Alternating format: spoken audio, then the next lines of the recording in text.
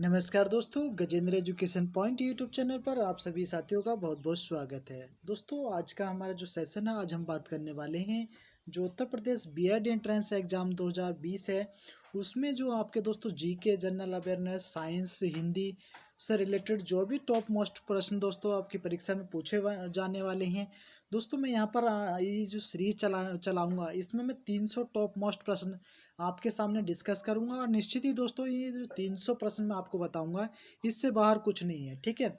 और एक अपडेट ये भी है दोस्तों कि जाने में जैसा कि आप हमारा टाइटल और थंबनेल रीड कर रहे होंगे कि जाने क्या है यूपी बीएड से जुड़ा नया। तो यूपी बीएड से जुड़ा एक नया तथ्य ये है कि दोस्तों आपका ये जो पेपर होने वाला है, ये जो पेपर आपका होगा, संभावित ये जुलाई 2020 में ये संभावित है, ठीक है। जैसा कि आप सभी जानते हैं, कोरोना वायरस की स्थिति को देखते हुए ये सारे जो एग्ज़ाम है स्थगित हुए थे। इसकी कई बार डेट भी चेंज हुई है ना। तो उसी के परिप्रेक्ष्य में दोस्तों अब सरकार ने ये निर्णय किया है कि आप सभी जानते होंगे, यदि आपने इससे पहले कभी बीएड एंट्रेंस का पेपर दिया होगा तो उस समय दो पेपर होते थे। वो दो पेपर होते थे, लेकिन अब क्या है दोस्तों, बीएड के जो अब के मात्र एक ही पेपर होगा, ठीक है। और आपको एक और सुविधा दोस्तों यहाँ पर दी जा रही है बीएड एंट्रेंस अथॉरिटी की तरफ से कि आप जो अपना एग्जाम सेंटर है वो चेंज कर सकते हैं 14 जून तक, ठीक है। तो अभी तक आपने अगर वो नहीं चेंज किया है तो आप अपनी सुविधा के अनुसार अपना जिला भी भर सकते हैं, ठीक है। जैसे आपने बरेली भर दिया, ठीक है, तो बरेली के बाद रामपुर भी, अब जो नए सेंटर की लिस्ट आई है उसमें रामपुर भी है, रामपुर, मुरादाबाद, ठीक है, लखनऊ, प्रतापगढ़, इलाहाबाद, बरेली, रायबरेली, तो ये मेरठ, बागपत, तो ये सारे जो हैं दोस्तों, ये सारे जो सेंटर हैं आप इसमें देख सकते हैं। तो अगर आप अपनी सुविधा के अनुसार, ठीक है, आप अपनी सुविधा के अनुसार इसको सेलेक्ट करके अपनी जो लॉगिन आईडी पासवर्ड है उसमें दोस्तों चेंज कर सकते हैं। तो चलिए दोस्तों वीडियो स्टार्ट करते हैं। और अभी तक अगर आपने हमारा चैनल सब्सक्राइब नहीं किया तो चैनल को जरूर सब्सक्राइब कर लें और बेल आइकन को प्रेस करना दोस्तों ना भूलें, ताकि समय समय पर मिलने वाली नोटिफिकेशन आपको प्राप्त हो सके। तो चलिए दोस्तों वीडियो स्टार्ट करते हैं। तो दोस्तों ये जो मैं क्वेश्चन आपके सामने डिस्कस करने जा रहा हूँ, ये सारे क्वेश्चन आपके यूपी बीएड की जो एंट्रेंस एग्जाम है उसमें सारे संभावित प्रश्न हैं। और दोस्तों इसी प्रकार के जो प्रश्न हैं आपकी इस परीक्षा में दोस्तों पूछे जाएंगे। बात करता हूँ इसके सिलेबस की, मैं आपको बता दूँ तो 25 नंबर की इसमें जीके आने वाली है। जीके में आपकी करंट अफेयर हो सकती है, ठीक है, ज्योग्राफी हो सकती है, हिस्ट्री हो सकती है, और जो भी घटनाएं हैं उससे रिलेटेड, या जो भी उत्तर प्रदेश की सामान्य ज्ञान है उससे संबंधित दोस्तों प्रश्न यहाँ पर पूछे जाएंगे। 25 क्वेश्चन आपके रीजनिंग के आएंगे और 25 क्वेश्चन जो आपका जो सब्जेक्ट है, जैसे सब्जेक्ट का मतलब जैसे आप साइंस वर्ग के हैं तो आपका साइंस के क्वेश्चन आएंगे, आप अगर कॉमर्स है तो आपके कॉमर्स के क्वेश्चन आएंगे, ठीक है। तो इस प्रकार के जो क्वेश्चन है दोस्तों, टोटल 100 क्वेश्चन होने वाले हैं आपके, और प्रत्येक क्वेश्चन 4 अंक का है, ठीक है। तो चलिए दोस्तों पहला क्वेश्चन देख लेते हैं। हमारा पहला क्वेश्चन क्या है, मैं 4-5 वीडियो लेकर आऊँगा दोस्तों, 4-5 वीडियो लेकर आऊँगा, जिसमें कम से कम एक वीडियो में मैं 100 क्वेश्चन आपके सामने डिस्कस करने की कोशिश करूँगा, ठीक है। तो पहला क्वेश्चन है, भारत के उत्तरी विशाल मैदानों में किस प्रकार की मिट्टी पाई जाती है। जो भारत के उत्तरी विशाल मैदान है उसमें किस प्रकार की मिट्टी पाई जाती है।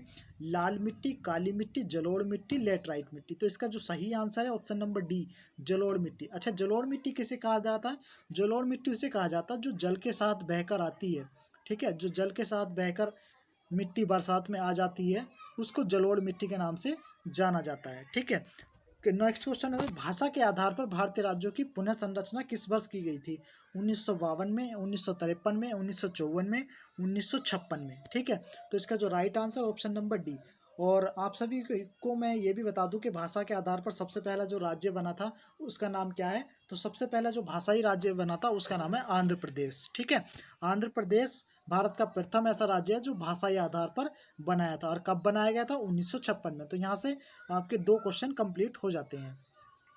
नेक्स्ट क्वेश्चन यहाँ से, सामाजिक वानिकी का मुख्य प्रयोजन क्या होता है। जो सामाजिक वानिकी होती है उसका मुख्य प्रयोजन क्या होता है। पहला ऑप्शन है संतुलित पुनः वन्यकरण, बी है किसानों के लिए ईंधन एवं काष्ठ पौधारोपण, और सी है बड़े पैमाने पर वन रोपण, और डी है औषधीय एवं अन्य फलों की बागवानी। तो सामाजिक वानिकी का मुख्य जो प्रयोजन होता है इसलिए लगाया जाता है वो कि जिससे कि बड़े पैमाने पर वनों का क्या हो जाए, वनों का रोपण हो सके। ठीक है, नेक्स्ट क्वेश्चन देख लेते हैं। मृग तृष्णाएं, ठीक है, मृग तृष्णाएं या जिसको हम मिरेज भी कहते हैं, ये कब दिखाई देती है? तो सबसे पहले मैं आपको बता दूं कि जो मिरेज है ये क्या होता है, जो आपके रेगिस्तान होते हैं, ठीक है, उसमें ऊँट को क्या है, संभावित मतलब पानी दिखाई देता है उन्हें, दूर से जब वो देखते हैं, ठीक है, तो उन्हें पानी दिखाई देता है। जब वहाँ पर ज़्यादा गर्मी पड़ती है तो पानी की संभावना, तो ये कहाँ पर पाया जाता है? पहला क्वेश्चन, उष्ण कटिबंधीय रेगिस्तानों में, महासागरों में, वनों में, समताप मंडल में। तो इसका पहला जो मिराज का जो पहला ऑप्शन है, ऑप्शन नंबर ए, इसका बिल्कुल यहाँ पर राइट आंसर है। क्वेश्चन नंबर 5 की बात कर लेते हैं। उत्तरी मैदानों में गंगा नदी निम्न से होकर बहती है। जो उत्तरी मैदान होते हैं, आप सभी जानते हैं कि गंगा का उद्गम स्थल क्या है और गंगा कहाँ पर जाके समाप्त होती है, ठीक है, कौन सी खाड़ी में गिरती है। तो ये तो सब नॉर्मली क्वेश्चन आप जानते हैं। इससे रिलेटेड ये क्वेश्चन है कि उत्तरी मैदानों में गंगा निम्न से होकर बहती है। तो पहला ऑप्शन है लखनऊ, दूसरा ऑप्शन है हरिद्वार, और सी ऑप्शन आपका इलाहाबाद, और डी ऑप्शन है आपका पटना। तो इसका जो सही आंसर है वो है लखनऊ। और लखनऊ को आप सभी जानते हैं कि गोमती नदी के किनारे बसा ये शहर है और उत्तर प्रदेश की राजधानी है। नेक्स्ट क्वेश्चन है दोस्तों, पीर पंजाल श्रेणी कहाँ पर स्थित है? तो पीर पंजाल श्रेणी आप सभी जानते होंगे कि जम्मू कश्मीर में है। और जम्मू कश्मीर को आप सभी चर्चा में भी काफ़ी रहा है, क्योंकि यहाँ से 35A जो धारा है 370A खत्म हो गई है और जम्मू कश्मीर क्या अब यूनियन टेरिटरीज बन गया है। जम्मू कश्मीर क्या यूनियन टेरिटरीज बन गया है। और आप सभी जानते होंगे कि जम्मू कश्मीर की 2 राजधानियाँ, एक ग्रीष्मकालीन और एक शीतकालीन, ठीक है। तो पीर पंजाल कहाँ पर स्थित है? पीर पंजाल जम्मू कश्मीर में स्थित है। क्वेश्चन नंबर 7 हम बात करते हैं, निम्नलिखित देशों में कौन भारत का पड़ोसी देश नहीं है? निम्नलिखित में से कौन सा देश भारत का पड़ोसी देश नहीं है? तो आप सभी इस क्वेश्चन को जानते होंगे, म्यांमार, नेपाल, भूटान, जापान। तो ऑप्शन नंबर डी, ठीक है। अच्छा, इसका एक क्रम भी होता है दोस्तों, उसका एक फॉर्मूला होता है, इसकी एक ट्रिक होती है कि जो भारत के पड़ोसी देश हैं किसकी सीमाएं किससे लगी। तो उसकी एक ट्रिक होती है, बचपन में MBA किया, बचपन में MBA किया। तो सबसे ज़्यादा जो अधिक सीमा, तटीय सीमा भारत को टच करती है वो है बांग्लादेश की, ठीक है। उसके बाद अफगानिस्तान, ठीक है, उसके बाद बांग्लादेश, उसके बाद सॉरी माफ़ कीजिएगा, पहले है बांग्लादेश, उसके बाद चाइना, ठीक है। बचपन में MBA किया, ये इसकी शॉर्ट ट्रिक होती है। नेक्स्ट क्वेश्चन है 8, सलेम स्टील प्लांट कहाँ पर स्थित है? जो सलेम स्टील प्लांट है वो कहाँ पर स्थित है? आंध्र प्रदेश में, तमिलनाडु में, और इसके नेक्स्ट और भी जो विकल्प हैं दोस्तों देख लेते हैं, कर्नाटक में, केरल में। तो इसका जो राइट आंसर है दोस्तों, ये कहाँ पर पाया जाता है?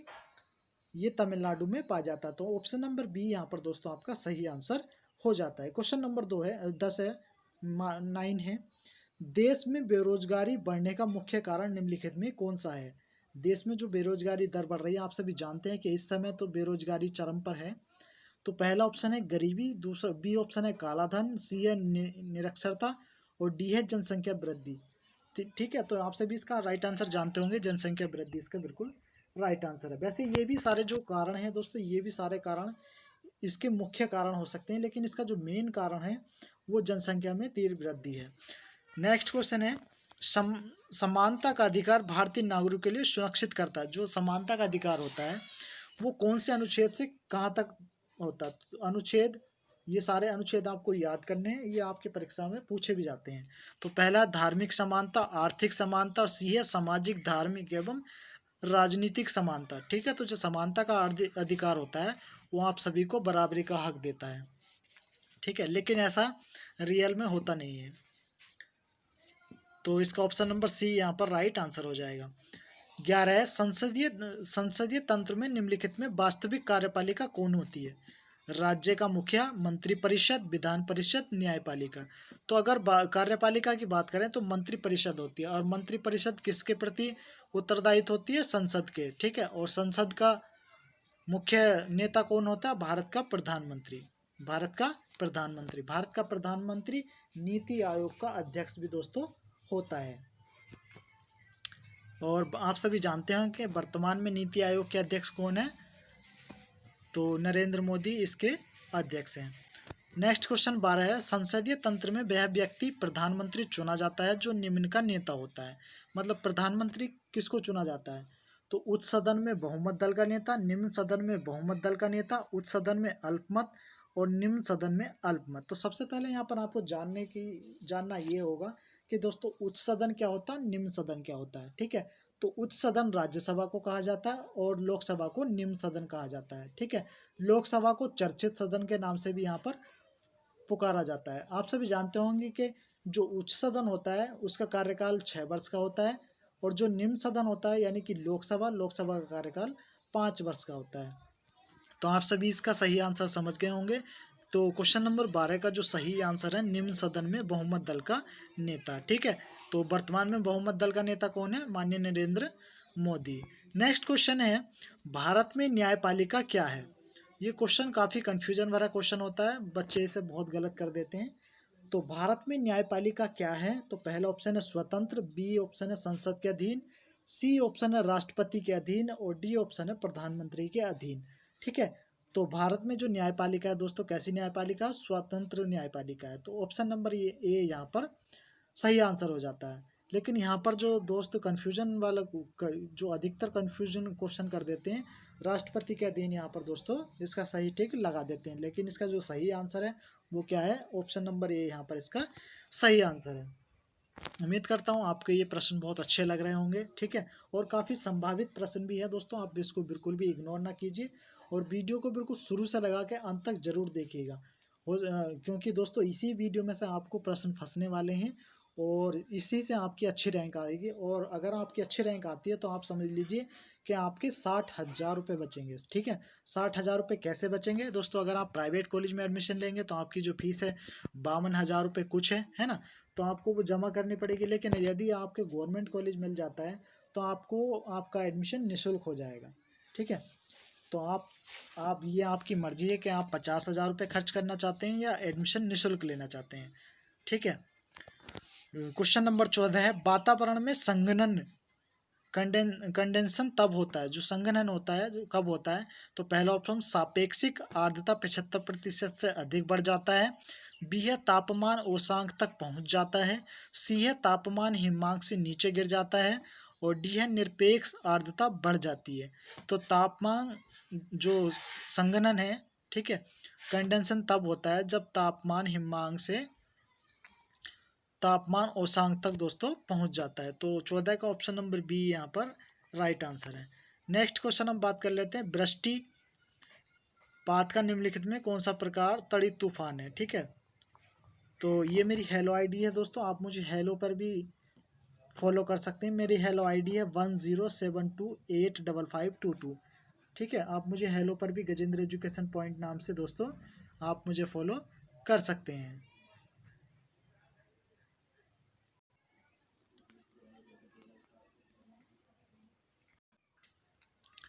नेक्स्ट क्वेश्चन है, यदि किसी कण का रैखिक वेग दोगुना कर दिया जाए तो इसकी गतिज ऊर्जा क्या होगी। ये प्रश्न बीएड में कई बार पूछा गया है। यदि किसी कण का रैखिक वेग दोगुना कर दिया जाए तो इसकी गतिज ऊर्जा क्या होगी। ठीक है, तो आप सभी जानते हैं कि रैखिक जो वेग होते हैं, ठीक है, वेग के जो फॉर्मूला होते हैं वो क्या होते हैं। ठीक है, तो इसको हम कैसे निकालेंगे, सबसे पहले आपको समीकरण याद होनी चाहिए तीनों। ठीक है, तीनों समीकरण आपको याद होनी चाहिए। और गतिज ऊर्जा का आप सभी फॉर्मूला जानते हैं कि K बराबर हाफ mv² होता है। m यहाँ पर द्रव्यमान है और b² यहाँ पर वेग है। तो इसका जो सही आंसर है दोस्तों, अगर इसको रैखिक वेग को दोगुना कर दिया जाएगा तो ये क्या हो, गतिज ऊर्जा कितनी हो जाएगी, चौगुनी हो जाएगी। 33 क्वेश्चन हम लेंगे यहाँ पर, किलोवाट आवर एक यूनिट है। जो किलोवाट आवर यूनिट है ऊर्जा की, शक्ति की, बल की, संवेग की। तो ये मैंने अभी इससे पहले भी आपसे डिस्कस किया था कि किलो आवर यूनिट किसकी है, तो ये ऊर्जा की है। नेक्स्ट क्वेश्चन यहाँ पर लेंगे हम 34, निम्नलिखित में किसे सह्याद्री पर्वत श्रृंखला के नाम से भी जाना जाता है, सह्याद्री के नाम से भी दोस्तों जाना जाता है। तो ये ज्योग्राफी का प्रश्न है। पूर्वी घाट, पश्चिमी घाट, शिवालिक, विंध्या। तो पश्चिमी घाट को सह्याद्री पर्वत के नाम से भी दोस्तों यहाँ पर जाना जाता है। नेक्स्ट क्वेश्चन 35 है, प्रतिध्रुव एंटीपोड्स क्या होते हैं। तो पहला ऑप्शन है बेस्थान, जो व्यासीय रूप से पृथ्वी की सतह पर विपरीत दिशा में होते हैं। बी है पृथ्वी के बेस्थान जहां एक समान वर्षा होती है। सी स्थलरोध स्थान और डी है पृथ्वी के बेस्थान जहां एक समान सूर्य की किरणें पड़ती हैं। ठीक है, तो इसका जो राइट आंसर है, पृथ्वी के वे स्थान जो व्यासीय रूप से पृथ्वी की सतह के विपरीत दिशा में होते हैं उसको एंटीपोड्स के नाम से यहाँ पर प्रतिध्रुव दोस्तों इनको कहा जाता है।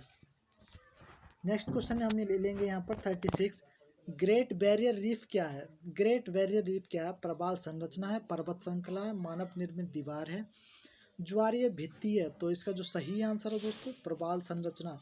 ये बीएड में पिछली बार भी प्रश्न दोस्तों ये पूछा गया था। नेक्स्ट क्वेश्चन है 37। हिंद महासागर में निम्नलिखित में कौन सा तूफान अन्य 3 की अपेक्षा अधिक निरंतर रूप में आता रहता? तो वो कौन सा ऐसा तूफान है? तो चक्रवात जो तूफान है वो हिंद सागर में दोस्तों पूछा जाता है। ठीक है। अच्छा, सागरों को याद करने की दोस्तों मैं आपको एक शॉर्ट ट्रिक बता दूं, क्योंकि यहाँ से भी ये प्रश्न बन जाता है कि कौन सा महासागर बड़ा है, कौन सा छोटा है। तो इसे याद करने के लिए इंग्लिश में एक ट्रिक होती है पैसा। ठीक है, PAISA, PAISA, पैसा याद करने की एक ट्रिक होती है महासागर को। ठीक है, तो पैसिफिक जो महासागर है वो सबसे बड़ा महासागर होता है। ठीक है, और अंटार्कटिक महासागर सबसे छोटा होता है। तो आप इससे लगा सकते हैं पैसा। तो ये महासागरों को याद करने की ट्रिक है। तो इसका जो सही आंसर है ऑप्शन नंबर ए इसका यहाँ पर। तो जो चक्रवात है वो हिंद सागर में निम्नलिखित में से अन्य 3 की अपेक्षा अधिक रूप से आता रहता है। नेक्स्ट क्वेश्चन 38 लेंगे हम। बाल पेन किस सिद्धांत पर काम करता है? आप सभी जानते होंगे कि बाल पेन जैसे ही आप ऊपर जाएंगे, ठीक है, जैसे भी आप गुरुत्वीय बल समाप्त हो जाएगा, आप गुरुत्वीय बल, तो बाल पेन की जो इंक होती है वो रिसने लगती है। ठीक है, आप अगर एरोप्लेन में जाएंगे या हवाई जहाज में आप जाते हैं तो वहाँ जैसे ही गुरुत्वीय बल समाप्त होगा तो बाल पेन की जो इंक है वो क्या होगी, निकलने लगेगी।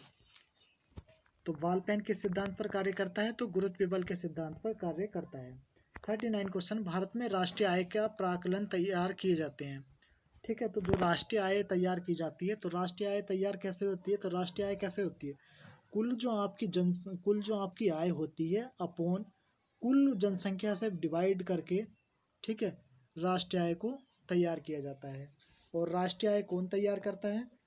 तो राष्ट्रीय विकास परिषद द्वारा, राष्ट्रीय उत्पादकता परिषद द्वारा, या राष्ट्रीय आय समिति द्वारा, और इसके केंद्रीय सांख्यिकी संगठन द्वारा। ठीक है, तो इसका जो राइट आंसर दोस्तों वो ऑप्शन नंबर डी है, केंद्रीय सांख्यिकी संगठन। इसको CSO के नाम से भी दोस्तों जाना जाता है। इसका जो हेडक्वार्टर है नई दिल्ली में है। केंद्रीय सांख्यिकी संगठन कहाँ पर इसका मुख्यालय? नई दिल्ली में है। और इसको CSO के नाम से भी जाना जाता है, CSO, केंद्रीय सांख्यिकी संगठन। ये क्या करता है? भारत की राष्ट्रीय आय की गणना करता है। नेक्स्ट क्वेश्चन है 40। भारत की प्रमुख वाणिज्य फसलें कौन सी है? ठीक है, वाणिज्य का मतलब कॉमर्शियल जो फसलें होती हैं आपकी वो कौन कौन सी हैं? तो पहला ऑप्शन है कपास, दालें, जूट और तिलहन। बी है कपास, तिलहन, जूट और गन्ना। और सी है चाय, रबर, तंबाकू और जूट। और डी है आलू, चाय, तंबाकू और कपास। ठीक है, तो ऑप्शन नंबर यहाँ पर जो बी है आपकी, जो कपास, तिलहन, जूट और जो गन्ना है, ये आपकी कैसी नकदी फसलें हैं। कैसी फसलें? नकदी फसलें, इसलिए इनको कॉमर्शियल फसल भी दोस्तों कहा जाता है। नेक्स्ट क्वेश्चन 41 है। एक आदमी 10 मीटर से दूर साफ नहीं देख पाता है, वह किस रोग से ग्रस्त है? जो एक आदमी है वो 10 मीटर की दूरी को साफ नहीं देख पाता, तो आपको बताना है कि उसे कौन सा रोग है। दूरदृष्टि दोष है, निकट दृष्टि दोष है, मोतियाबिंद है, या दीर्घ दृष्टि हाइपरमोपिया है। तो दोस्तों कभी कभी कन्फ्यूजन के लिए अगर आप इसको हिंदी में याद कर लेते हैं तो अब जो एग्जामिनर है वो आपको इंग्लिश में भी दे देता है, उसके ऐसे दे देता है मायोपिया, हाइपर मायोपिया, है ना। तो आप समझ नहीं पाते, आपको पता तो होता है इसका आंसर, लेकिन इंग्लिश में मायोपिया और हाइपर मायोपिया की वजह से जो हिंदी मीडियम के बच्चे हैं वो अधिकतर इसको याद नहीं कर पाते हैं। तो सबसे पहले तो इसकी ट्रिक देख लीजिए, इसकी ट्रिक क्या है ना। तो यदि आप, जैसे मैंने आपसे बोला दूर, तो दूर में बोला ऊर, दूर, तो उसमें बोलिया ऊ, तो ऊ का मतलब होता है उत्तर लेंस।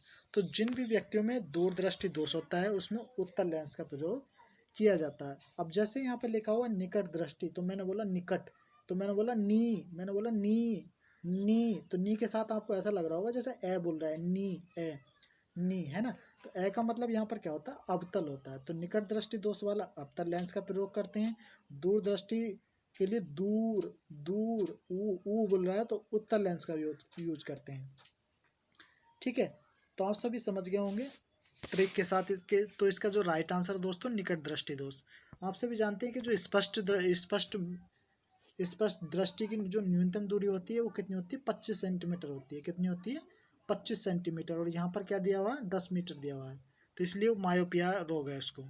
नेक्स्ट क्वेश्चन यहाँ पर हम लेंगे 42। सूची 1 का सूची सेकंड के साथ मिलान करना है और नीचे दिए गए विकल्पों में से आपको बताना है। तो पहला है पुलिकेट झील, बी है चिल्का झील, बुल्लर झील, सांबर झील।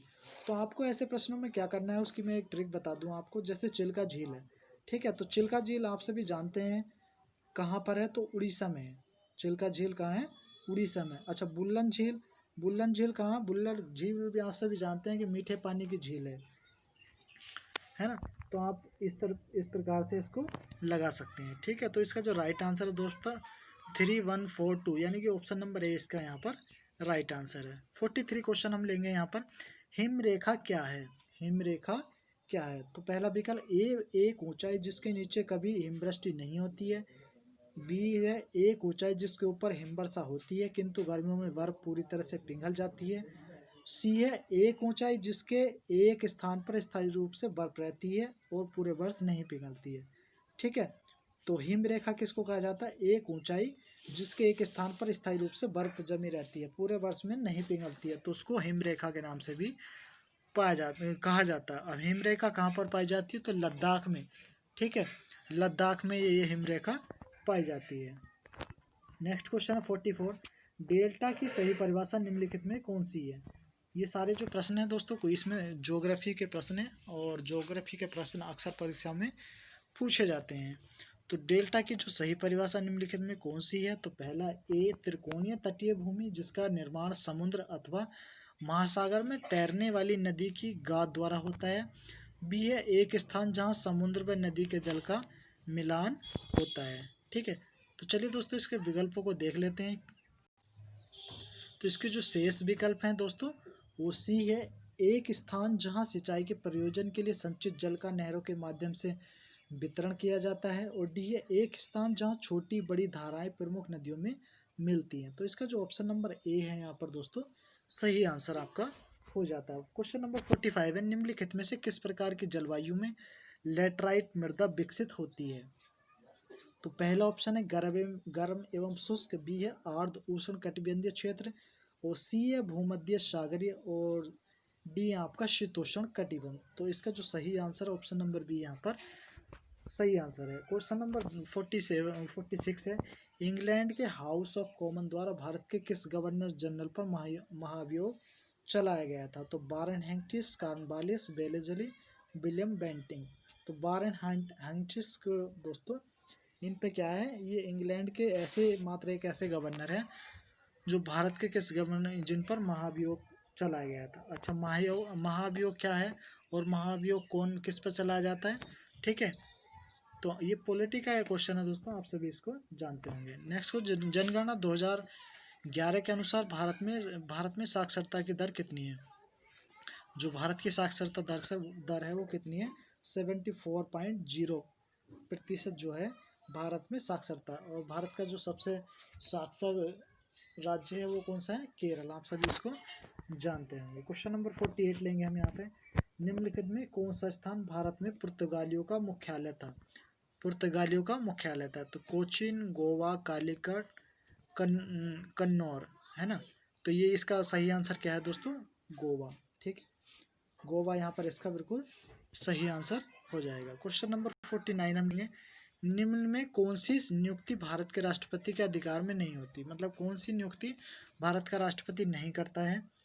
तो भारत का मुख्य न्यायाधीश की, अध्यक्ष वित्त आयोग की, थल सेना अध्यक्ष की, लोकसभा के अध्यक्ष की।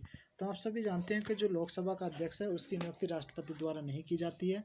जो लोकसभा का अध्यक्ष होता है, ठीक है, उसकी जो नियुक्ति होती है जो निम्न सदन के जो निर्वाचित सदस्य होते हैं उनके द्वारा उसका चुनाव दोस्तों किया जाता है। और आप सभी जानते हैं कि वर्तमान में लोकसभा के अध्यक्ष कौन है, तो उनका नाम है ओम बिरला। कौन है, ओम बिरला। और ओम बिरला कहाँ से सांसद हैं, तो राजस्थान से सांसद हैं। नेक्स्ट क्वेश्चन हम यहाँ पर 50 लेंगे। मर्क्यूरी क्या है, तो ठोस धातु है, द्रव धातु है, ठोस अधातु है, द्रव धातु है। तो जो मर्क्यूरी होती है आपकी, ये कैसी है, एक द्रव धातु में लिक्विड है ये। 51 क्वेश्चन हम लेंगे। भारत के पूर्वी तट पर स्थित पत्तन कौन सा है? जो पूर्वी तट है उस पर कौन सा पत्तन है? ठीक है, कांडला एवं हल्दिया, हल्दिया एवं कोचीन, पारादीप एवं कांडला, पारादीप एवं हल्दिया। ठीक है, तो पूर्वी तट की बात कर रहा है तो पूर्वी तट का मतलब होता है जो पत्तन है जो पश्चिम बंगाल में है। ठीक है, तो वो कौन कौन से हैं? पारादीप एवं हल्दिया, पारादीप एवं हल्दिया, ये कैसे हैं? पूर्वी पत्तन है। तो ऑप्शन नंबर डी यहाँ पर दोस्तों सही आंसर हो जाएगा। नेक्स्ट क्वेश्चन दोस्तों, निम्नलिखित में कौन सी नदी विषुवत रेखा को 2 बार पार करती है? विषुवत रेखा को कौन सी ऐसी वह नदी है जो 2 बार पार करती है? ठीक है, अमेजन, कांगो, नील, टिग्रिस। तो जो अमेजन नदी है दोस्तों वो विषुवत रेखा को 2 बार पार करती है। इसको आप ऐसे भी याद कर सकते हैं, अमेजन, अमेजन। तो अमेजन का मतलब होता है वो अमेजन इसीलिए है क्योंकि वो 2 बार इमेज करनी पड़ती है। तो यहाँ इस ट्रिक से भी दोस्तों आप इसको याद कर सकते हैं। 53 क्वेश्चन है, भारत में कपास की खेती के लिए जो सर्वाधिक उपयुक्त क्षेत्र कौन सा है? ब्रह्मपुत्र घाटी, सिंधु गंगा पठार, दक्कन का पठार या रन ऑफ कच्छ। तो 53 का जो राइट आंसर है दोस्तों दक्कन का पठार है। ये कपास की खेती के लिए दोस्तों सबसे अधिक महत्वपूर्ण। और कपास की खेती को आप सभी जानते हैं किस प्रकार की मिट्टी इसके लिए सबसे उपयुक्त होती है? तो जो काली मिट्टी होती है उसमें कपास की खेती दोस्तों की जाती है। आप सभी जानते हैं कि भारत में कपास का जो सबसे उत्पादक राज्य है वो कौन सा है? तो पश्चिम बंगाल कपास का सबसे अधिक उत्पादक राज्य है। 54 क्वेश्चन हम यहाँ पर डिस्कस करेंगे। पृथ्वी की सतह पर किसी स्थान पर पड़ने वाले सूर्य ताप की मात्रा निम्नलिखित में से किस कारक पर निर्भर करती है? तो पहला ऑप्शन है उस स्थान के अक्षांश पर, उस स्थान की जलवायु पर, उस स्थान के रेखांश पर और उपयुक्त सभी पर। ठीक है, तो 54 का जो सही आंसर है ऑप्शन नंबर बी, उस स्थान की जो जलवायु है दोस्तों उस पर सूर्य ताप की मात्रा निर्भर करती है।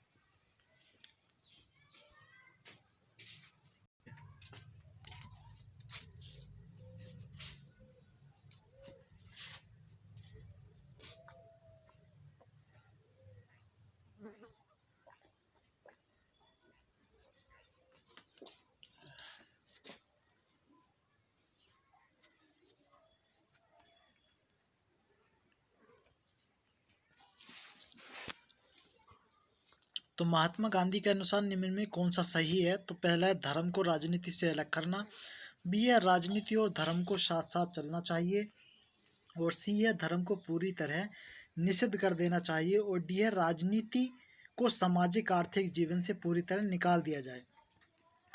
तो ऑप्शन नंबर यहाँ पर धर्म को राजनीति से बिल्कुल अलग करना चाहिए, ऐसा जो महात्मा गांधी का मानना था। तो यहाँ पर जो सही आंसर ऑप्शन नंबर ए यहाँ पर सही आंसर हो जाएगा।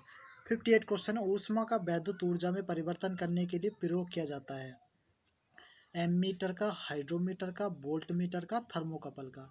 तो 58 का जो सही आंसर है दोस्तों थर्मोकपल यहाँ पर यूज किया जाता है ऊष्मा को वैद्युत ऊर्जा में परिवर्तन करने के लिए। तो दोस्तों आप मुझे ज़रूर कमेंट बॉक्स में ज़रूर बताइएगा कि ये जो सारे प्रश्न हैं आपकी दृष्टि से कैसे हैं। आप मुझे उम्मीद है आप सभी तैयारी करते होंगे। ठीक है, इसमें एक भी प्रश्न दोस्तों ऐसा नहीं है जो आपकी परीक्षा में आने लायक नहीं है। ठीक है, सारे इम्पोर्टेंट जो क्वेश्चन छांट के मैं आपके सामने यहाँ पर डिस्कस कर रहा हूँ दोस्तों। और ये 300 प्रश्न होंगे और आपके परीक्षा में कितने आएंगे? 25 आएंगे। ठीक है, 25 जीके के क्वेश्चन आएंगे, लेकिन मैं आपको जो यहाँ पर 300 क्वेश्चन, टॉप 300 क्वेश्चनों को डिस्कस करवा रहा हूँ। ठीक है, तो इसलिए आप बिल्कुल भी वीडियो को स्किप मत कीजिएगा। आपका थोड़ा सा समय ज़रूर लगेगा, लेकिन आपकी बीएड की तैयारी अच्छे से हो जाएगी। या आप किसी भी एग्ज़ाम की तैयारी करते हैं तो भी दोस्तों इस वीडियो को ज़रूर देखिएगा, क्योंकि दोस्तों जीके तो सभी एग्ज़ामों का सेम होता है। 59 क्वेश्चन हम यहाँ पर डिस्कस करेंगे। निम्न में कौन सा लार का लाभ नहीं है? ठीक है, तो यह निगलने में सहायता करती है, यह शरीर में आरबीसी की वृद्धि करती है, और सी है यह मुख्य तथा दांतों को साफ करती है, और डी है यह होठों तथा जीवा की गति को सुकर बनाकर बोलने में। ठीक है, तो इसका जो लाभ नहीं है तो ये बताना था इसका। तो इसका जो सही आंसर है दोस्तों वो हम डिस्कस करते हैं। तो राइट आंसर ऑप्शन नंबर 20 का यहाँ पर राइट आंसर दोस्तों हो जाता है। नेक्स्ट क्वेश्चन है दोस्तों, माउंट एवरेस्ट पर चढ़ने वाले सबसे युवा भारतीय का नाम बताना आपको, ठीक है। तो विकास कृष्ण, शिव थापा, अर्जुन वाजपेयी, इनमें से कोई नहीं। तो माउंट एवरेस्ट पर चढ़ने वाले सबसे युवा का नाम यहाँ पर पूछा गया है, ठीक है। तो ये सबसे जो युवा हैं उनका नाम है अर्जुन वाजपेयी, ठीक है। और अर्जुन वाजपेयी कहाँ से संबंधित हैं? तो अर्जुन वाजपेयी मुरादाबाद के रहने वाले हैं। कहाँ के? अर्जुन वाजपेयी मुरादाबाद से संबंधित है, मुरादाबाद में के ये रहने वाले हैं। नेक्स्ट क्वेश्चन हम बात करेंगे यहाँ पर 66 और 61। ताजमहल बहुत दुष्प्रभावित होता है। जो ताजमहल है वो दुष्प्रभावित होता चला जा रहा है, इसका क्या कारण है दोस्तों, ठीक है। अधिक दर्शकों के कारण, अमल वर्षा के कारण, वनोन्मूलन के कारण या ध्वनि प्रदूषण के कारण। तो जो ताजमहल बहुत दुष्प्रभावित हो रहा है, ठीक है, तो उसका कारण है अमल वर्षा, ठीक है। अच्छा, अम्ल वर्षा क्या होती है? तो SO2 और NO2 का जो मिश्रण होता है, ठीक है, SO2 को अम्ल वर्षा भी दोस्तों कहा जाता है। तो ताजमहल को दुष्प्रभावित होने का ये सबसे बड़ा कारण है। और दोस्तों ये जो प्रश्न है आपकी बहुत सारी परीक्षाओं में पूछा गया है, तो इसलिए बिल्कुल मोस्ट करके आप इसको बिल्कुल भी इग्नोर ना कीजिए। अब नेक्स्ट क्वेश्चन हम लेते हैं 62। वायु में हाइड्रोजन अब जलने लगती है तब पैदा करती है, जब वायु में हाइड्रोजन जलने लगती है तब पैदा करती है किसको? अमोनिया को, जल को, मीथेन को, कार्बोनिक अम्ल को। तो 62 का जो सही आंसर है दोस्तों बी, जल पैदा करती है। क्या पैदा करती है? जल पैदा करती है। नेक्स्ट क्वेश्चन 63 है, निम्नलिखित में किस रेखांश के बीच व्यापारिक पवनें विषुवत की ओर बहती है? तो 30 डिग्री उत्तर से 30 डिग्री दक्षिण, 40 डिग्री उत्तर और 35 डिग्री दक्षिण, 45 डिग्री उत्तर और 40 डिग्री दक्षिण। तो 63 का जो राइट आंसर है दोस्तों ऑप्शन नंबर ए यहाँ पर राइट आंसर हो जाएगा।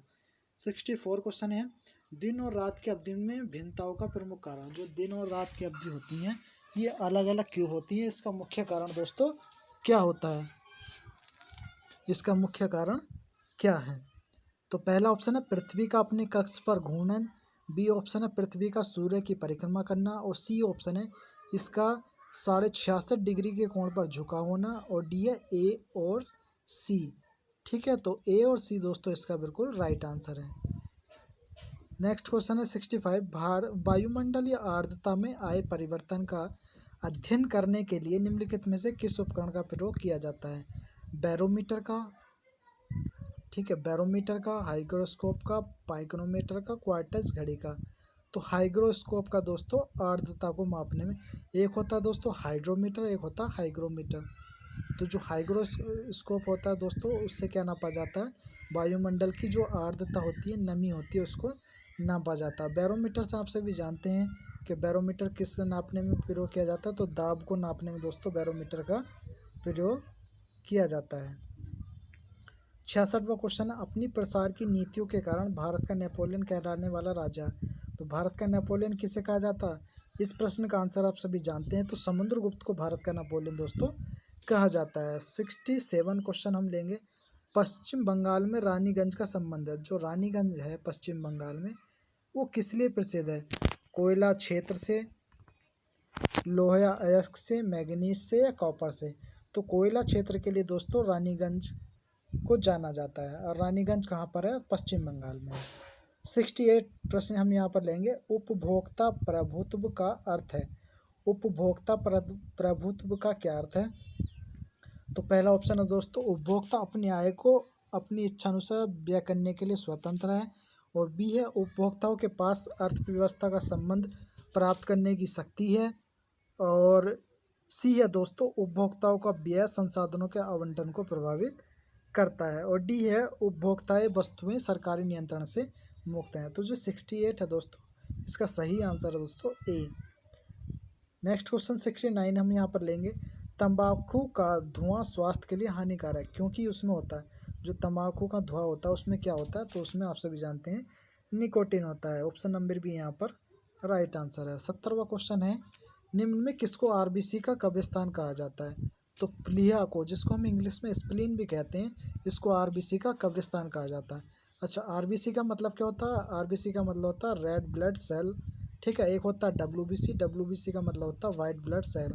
RBC का जो कार्यकाल होता है वो कितना होता है दोस्तों, और WBC का कार्यकाल कितना होता है? तो आप मुझे कमेंट बॉक्स में ज़रूर बताइएगा। 71 क्वेश्चन हम लेंगे यहाँ पर। भारत को अधिकार क्षेत्र का दर्जा डोमिनियन स्टेटस किस तारीख को मिला था?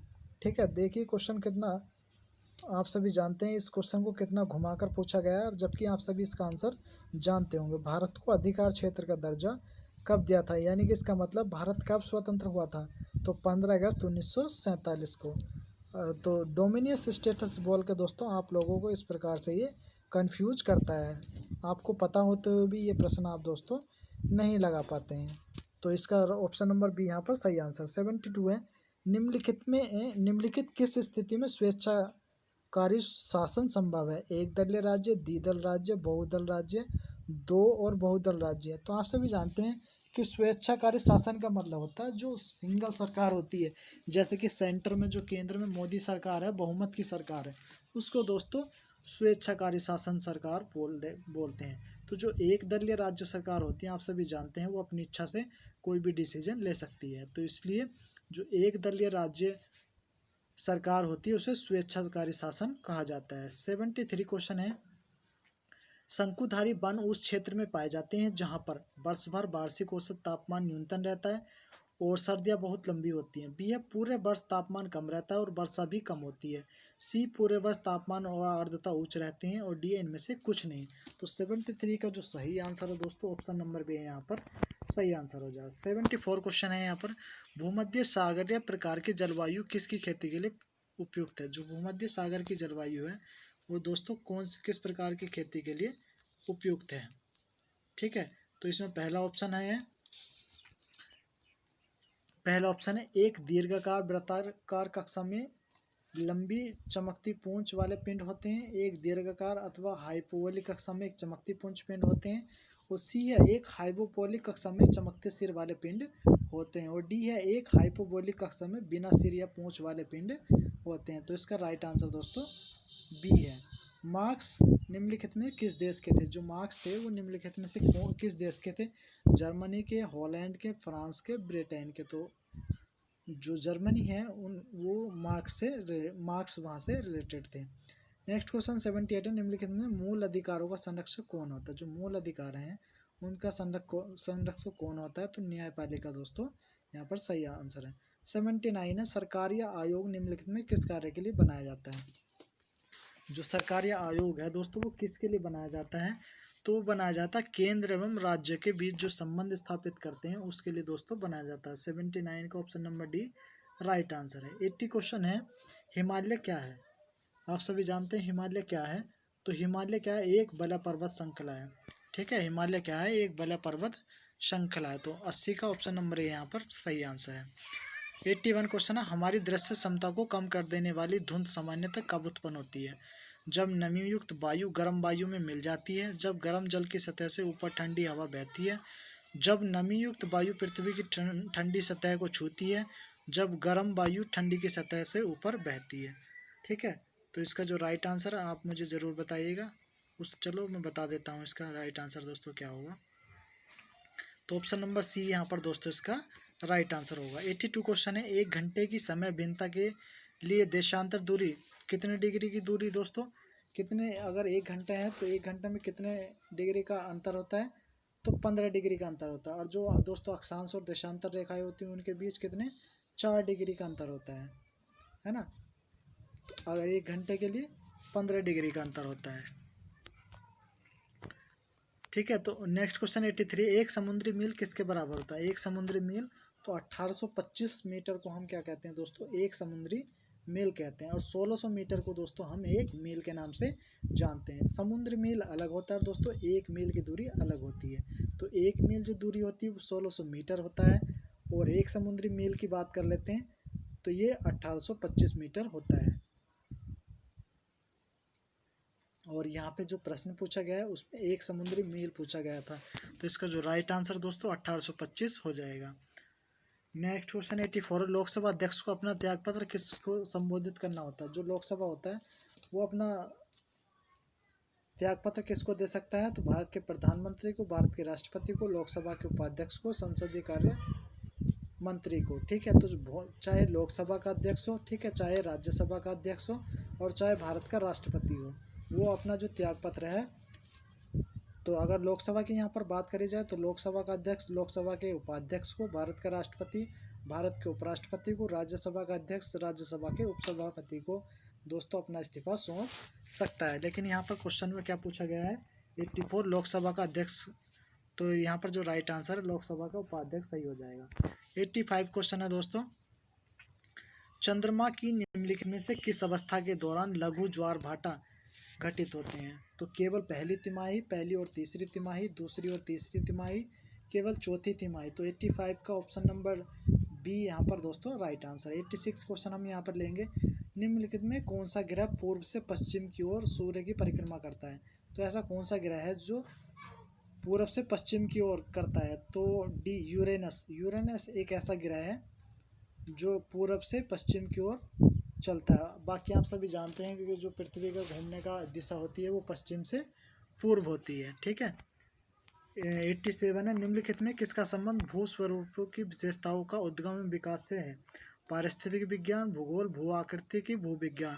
तो भू आकृति विज्ञान यहाँ पर सही आंसर है। 88 निम्नलिखित में किस कारण से एक आवश्यकता मांग बन जाती है? क्रय क्षमता, क्रय की वस्तु, क्रय की इच्छा, वस्तु की उपयोगिता, ठीक है। तो आवश्यकता का मतलब होगा जब डिमांड बढ़ेगी तभी तो दोस्तों क्रय की इच्छा होगी आपकी, और क्रय की इच्छा आपके पास कब होगी? जब आपके पास धन की उपयोगिता होगी, आपके पास पैसा होगा। तो यहाँ पर इसका 88 का ऑप्शन नंबर सी, ठीक है। इकोनॉमिक्स का एक क्वेश्चन था। 89 क्वेश्चन है, व्यष्टि अर्थशास्त्र और समष्टि अर्थशास्त्र शब्दों का निर्माण किसने किया था? अल्फ्रेड मार्शल ने, रेगनर नेस ने, ठीक है। अब यहाँ पर इसका नेक्स्ट क्वेश्चन जान लेते हैं।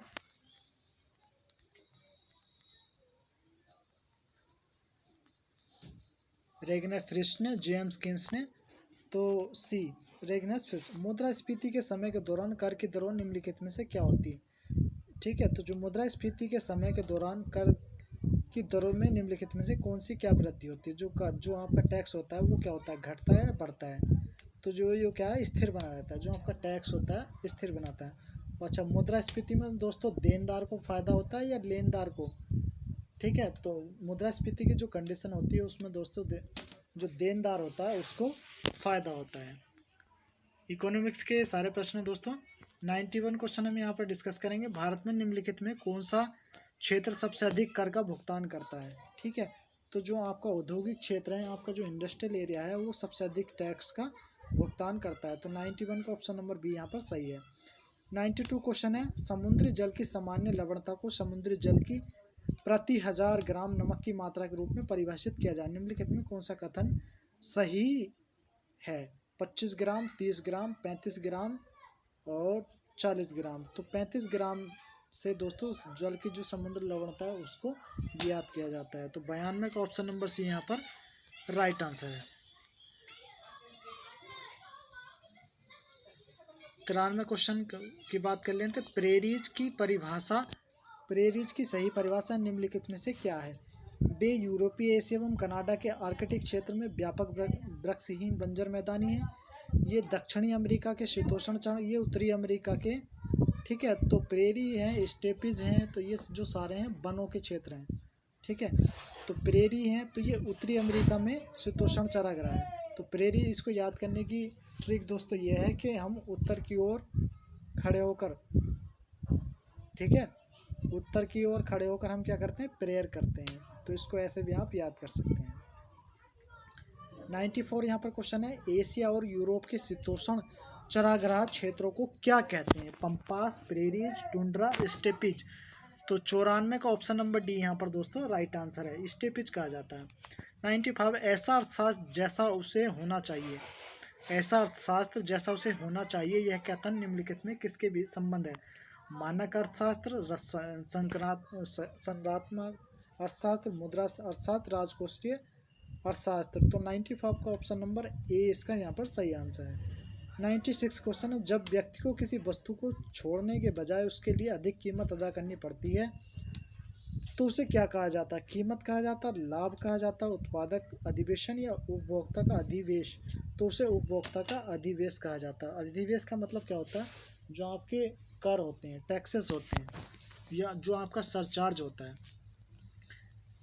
ठीक है, तो इसको तो ऑप्शन नंबर यहाँ पर जो डी है इसका सही आंसर दोस्तों हो जाता है। अब बात कर लेते हैं 97 क्वेश्चन की। फोटोग्राफी प्लेट में सिल्वर हैलाइड का प्रयोग किया जाता है। ठीक है, तो सिल्वर हैलाइड का प्रयोग क्यों किया जाता है? क्योंकि वो प्रकाश से रूपांतरित हो जाती है, इसलिए इसका प्रयोग किया जाता है। ऑप्शन नंबर सी यहाँ पर सही आंसर है। 98 क्वेश्चन है, ट्रेटा एथिल लेड TEL निम्नलिखित में क्या है ना? तो टेल ये क्या है? तो आप सभी जानते हैं कि ये क्या है, एक अपस्फोट रोधी एंटी नोक कंपाउंड है। ठीक है, टेल TEL। 98 का ऑप्शन नंबर डी यहाँ पर राइट है। 99 सेकेंड लास्ट क्वेश्चन है दोस्तों हमारी इस वीडियो का। क्यूरी बिंदु तापमान पर निर्भर निम्नलिखित में से क्या होता है? क्यूरी बिंदु तापमान पर निम्नलिखित में से क्या होता है? मतलब जो आपका क्यूरी पॉइंट होता है उस पर क्या होता है? द्रव्य रेडियो एक्टिव हो जाता है, बी धातु का चुंबकीय गुण समाप्त हो जाता है, सी धातु की चालकता कंडक्टिविटी समाप्त हो जाती है, और डी धातु में त्वरांतरण हो जाता है। तो जो धातु का चुंबकीय गुण क्या होता है दोस्तों? समाप्त हो जाता है। इसको क्यूरी पॉइंट भी दोस्तों कहा जाता है। इस वीडियो का अंत लास्ट क्वेश्चन है दोस्तों। पृथ्वी के ग्लोब पर एक ध्रुव से दूसरे ध्रुव तक और लंब से विषुवत तथा खींची जाने वाली काल्पनिक रेखाओं को क्या कहते हैं? समोच्च रेखाएं, समदाब रेखाएं, यामोत्तर रेखाएं, स्टेप रेखाएं। तो दोस्तों इसको आप सभी जानते हैं, इसको यामोत्तर रेखाएं कहा जाता है। ठीक है, इसको यामोत्तर रेखाएं दोस्तों कहा जाता है। तो दोस्तों ये जो मैंने आपके सामने इस वीडियो में डिस्कस किए हैं 100 क्वेश्चन मैंने आपके सामने डिस्कस कर दिए हैं। ये जो 100 के 100 सारे प्रश्न दोस्तों सारे किसी न किसी परीक्षा में आए हुए हैं, और आपके बीएड के एंट्रेंस की दृष्टि से सारे प्रश्न मोस्ट हैं, सारे इम्पोर्टेंट क्वेश्चन हैं। और मैं इसी प्रकार से अब डेली आपके सामने डेली मैं आपके सामने ये वीडियो डिस्कस करूँगा। आपके 15 दिन की मैं तैयारी कराऊँगा, और ये मेरा निश्चित ही वादा है दोस्तों, आपको जो क्वेश्चन देखने को मिलेंगे वो सारी हमारे वीडियो में से ही आपको देखने को मिलेंगे। तो करना आपको क्या है कि वीडियो को शुरू से लगा के अंत तक ज़रूर देखना है, और इस वीडियो को दोस्तों अपने दोस्तों में ज़्यादा से ज़्यादा शेयर करना है। और दोस्तों यार वीडियो को लाइक करना या मत करना, लेकिन वीडियो को ज़्यादा से ज़्यादा शेयर ज़रूर करना है ना, क्योंकि दोस्तों ज़्यादा से ज़्यादा जब तक हमारे इस वीडियो पे व्यू नहीं आएंगे तब तक यार दोस्तों हमें मोटिवेशन नहीं मिलता। ठीक है, वीडियो बना मैं आपके सामने इतनी मेहनत करता हूँ, तो आपका भी फ़र्ज़ बनता है दोस्तों कि आप भी हमारा मोटिवेशन बढ़ाए। और हमारा मोटिवेशन दोस्तों तभी बढ़ेगा जब आप इस वीडियो को ज़्यादा से ज़्यादा शेयर करेंगे। ठीक है, तो मैं नेक्स्ट वीडियो में दोस्तों ऐसा नहीं है कि मैं आपको जीके के ही सारे प्रश्न कराऊंगा, मैं इसमें आपके साइंस की वीडियो आपके लिए अलग लेकर आऊँगा। टॉप 300 क्वेश्चन में दोस्तों आपके लिए साइंस के लाऊंगा, 300 क्वेश्चन में आपके लिए हिंदी के लाऊंगा, और 300 क्वेश्चन में आपके लिए करंट अफेयर के लाऊंगा, है ना। और 300 क्वेश्चन में आपके जो आर्ट के हैं, जो साइंस के हैं, उसके में 300 क्वेश्चन। तो इस प्रकार से मैं दोस्तों आपके सामने 1000 क्वेश्चन लेकर आऊँगा। और आपको कहीं भी नहीं जाना, आपको किसी चैनल पे भी नहीं भटकना। आप इसको अभी सब्सक्राइब कर लीजिए, तो क्योंकि आप निश्चित ही मैं बहुत ही अच्छा कंटेंट आपके सामने प्रस्तुत करने वाला हूँ। तो चलिए दोस्तों, मिलता हूँ मैं आपसे नेक्स्ट वीडियो में। तब तक के लिए thank you, thanks for watching. आपका दिन शुभ हो।